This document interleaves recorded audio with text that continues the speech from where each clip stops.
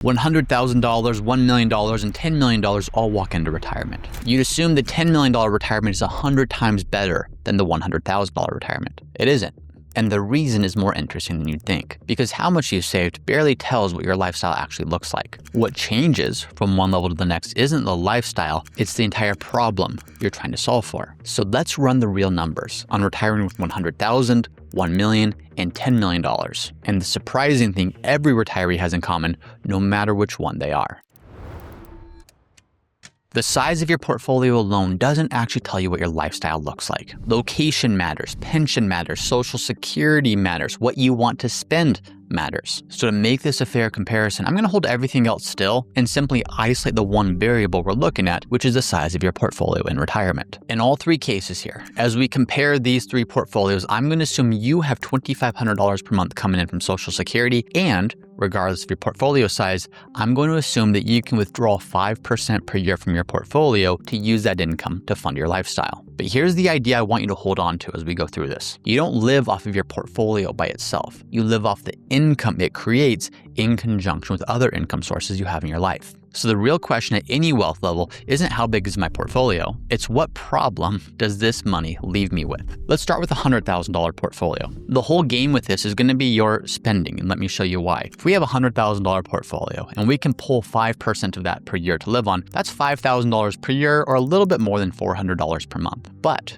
remember, that's not the entirety of what you're living off of. That's just the income that's coming from your portfolio. We're also assuming that you have a Social Security benefit that's paying you $2,500 per month. So what you're actually living on is those combined numbers. $2,500 per month from Social Security, $400 per month from your portfolio. And this is the first thing that should jump out to you. When you look at your total spending here, $2,900 per month, Social Security is doing almost all of the heavy lifting. What does that mean? Well, it means at this level, the game that you need to play is how do you get control of your spending? Keeping your expenses in check isn't one priority, it's the priority. Because think about it. You spend a little bit more on groceries here. You spend a little bit more on gas there. Before you know it, your budget has increased over $2,900 per month. Let's assume that you spend $3,000 in a month now. Now that's only a $100 increase. Here's what it really is. $100 is an extra 25% that needs to come out of your portfolio. You were pulling $400. Now you're pulling $500. Doesn't seem like a lot in the grand scheme of things. That's a 25% increase.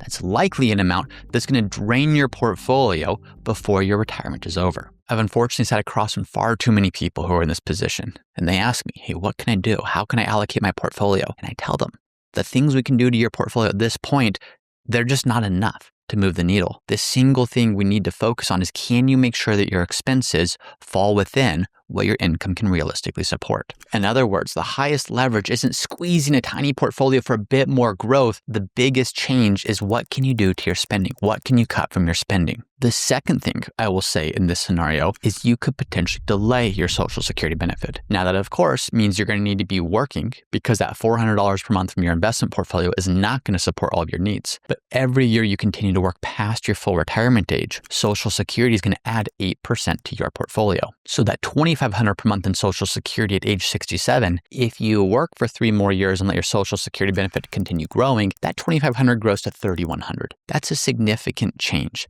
That $3,100, you add your $400 per month of portfolio income to that, and now you're at $3,500. So what do you need to focus on if you have a $100,000 portfolio? It's not trying to squeeze more growth out of your portfolio. It's, can you minimize spending, and can you maximize the actual thing that's driving most of your income, which in this case is your Social Security benefit. Let's now look at how that changes with a $1 million portfolio. So let's go back to the initial point we made. Does 10x in your portfolio from $100,000 to $1 million 10x the income you can live on in retirement?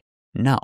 And the reason isn't because your portfolio can't now generate 10x the income. It certainly can. The bigger reason is Social Security is what was actually driving most of your income at that $100,000 level. So that has stayed constant. It's only the portfolio income that is 10x'd here. If we take a $1 million portfolio and still assume a 5% withdrawal from that, that's $50,000 per year, which is about $4,100 per month. Add in that same $2,500 per month from Social Security, and now all of a sudden, you're looking at $6,600 of income. Again, surprising that $6,600 is not 10 times what the previous example was, which was $2,900. And again, it's not 10 times because Social Security has stayed the same. Now here's reality.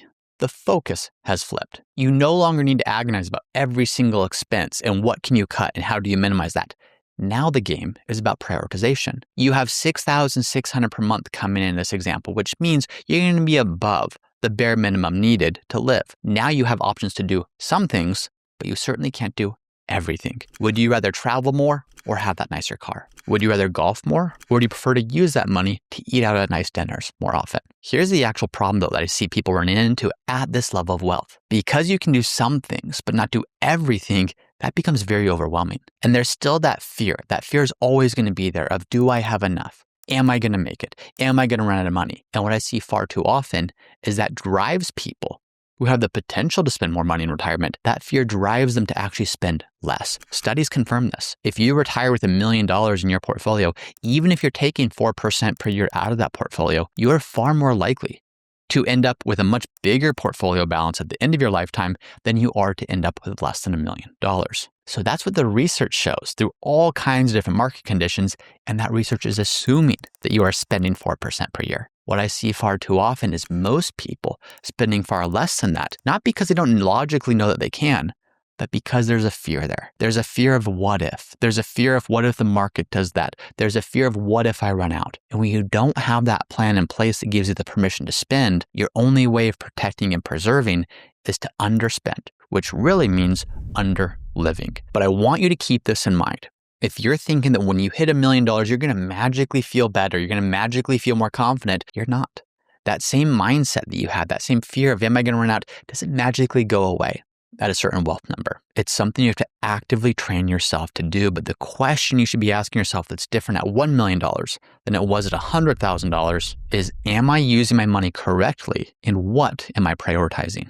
Before I move on to the next point, this reminds me of a client. I'm going to call them Bob and Sally. Bob and Sally were this exactly. They had $1 million in their portfolio. They got there by being frugal, by saving, by investing, by not spending everything that they made. But that mindset didn't automatically switch off as soon as they hit $1 million. So they retired. They both had their Social Security coming in. They had $1 million that they could pull from on top of that. They lived too conservatively to do so. And they said, yes, James, we'll get there, but we want our money to keep growing a little bit. Well, a few years into retirement, Sally came down with a terrible illness. And she's still living, but she's not going to ever have her health back. She's going to be limited in what she can do. She's going to be limited with her mobility. And it was a tough conversation to sit there with them and say, you have this money. This money could have added to your life. This money could have driven those first few years of retirement, the travel you wanted to do, the fun things you wanted to do. But that fear, which is very real and very natural and very difficult to overcome, it held them back. And now that this portfolio is probably going to continue growing, but it doesn't mean what it once did. So make sure that when you're in this position, you have the plan that enables you to say, I know what I can spend and I know what I can't, and I can prioritize boldly what I'm going to do because we don't know how long we have. We want to make sure we're enjoying that. How does that change when you have a $10 million portfolio? Well, now the game is legacy and purpose. Let's run the numbers. You still have that same $2,500 Social Security check coming in. Now you have a $10 million portfolio, which we're going to still assume generates 5% per year in withdrawals that you can live on. 5% per year on a $10 million portfolio, that's $500,000 per year. That comes out to $41,000 per month. $41,000 per month from portfolio, $2,500 per month from Social Security, $43,500 per month is now what you can live on. Now, for most people, that's far more than they'll ever spend. Maybe there's some years they spend that because they go big on travel, they invite friends, they invite family, they buy something new. But maintaining that spending over the course of your retirement is quite rare for most people. So does spending still matter? Yes, but we can almost set that to the side entirely. You can fly first class. You can take the nicer trips. You can buy whatever car you want, within reason, of course. You can live very comfortably without the fear that you're going to run out of money. But that does not mean you are without problems. That level of wealth solves some problems, but other problems now come into play. Here's what you're going to feel at that level of wealth. You're going to feel like the burden of managing this is becoming overwhelming. The cost of a single mistake is going to be in the 6 figures, if not 7. As you think about this money and the fact that you're never going to spend it, how do you create a legacy that supports your children and grandchildren without enabling or spoiling them? And how do you do all that while managing your tax burden, which is only going to increase over time? So the tax, the estate, the investment decisions that didn't really move the needle a whole lot at $100,000 or $1 million Now that becomes your sole focus, at least on the financial side. Now, this doesn't mean that at $10 million, you should start doing extra complex things just for the sake of doing them, but it does mean there's more opportunities for you, and it does mean there's more challenges that you need to think about avoiding. Taxes that didn't apply to you at the $1 million level now certainly apply to you. Estate considerations that didn't really apply to you at lower levels now might be your main priority. And underneath all of that is this deeper question. There's the question of all this money can support the life I want and more. So what's it actually for? What does it mean for my children? What does it mean for future generations? What does it mean for causes and charities I want to support? How do you pass it on responsibly so it becomes a blessing and not a curse? I see this all the time. Business owners who spent 20, 30, 40 years grinding, building a business, not taking home a whole lot of income. And one day they wake up and they realize they built something significant. They sell that and they have more liquid money than they ever dreamed they would have. At first, of course, there's this sense of elation and excitement and thinking about all the things you can do.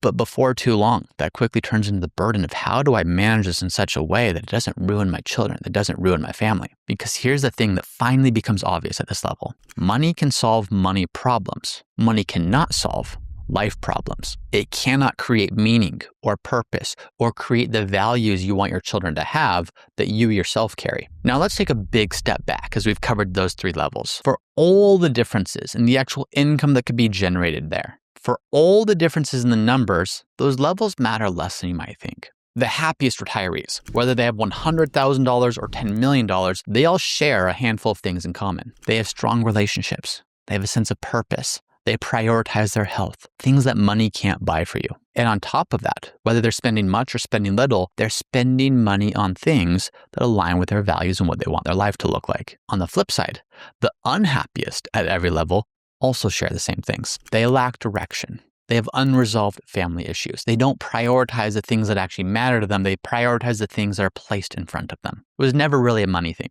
The money just exists to support the life you've either built or you haven't. So the real progression isn't $100,000 to $1 million to $10 million. It's can I afford it, to am I using it well, to what's it all even for? And underneath all three, the same few things actually determine whether or not you're going to be happy. Now, as I went through this video, I very intentionally controlled all the variables so we could simply isolate the portfolio and the effect that has on you as that portfolio grows. If you actually want to see what this looks like, when you factor in all the different variables, taxes, pensions, social security, how spending is going to change over time, take a look at this video right here. I walk through what your retirement can look like with a $2 million portfolio. And I don't keep it high level, I go deep and I show you what this actually looks like so you can model your own planning after what really works. And if you want help turning whatever you've saved into an actual income plan that supports the life you want, reach out to us at Root Financial at www.rootfinancial.com. Or if you just want a general assessment of how you're doing, comment quiz below and I'll send you a free quiz that shows you where you stand relative to the goals you have for yourself.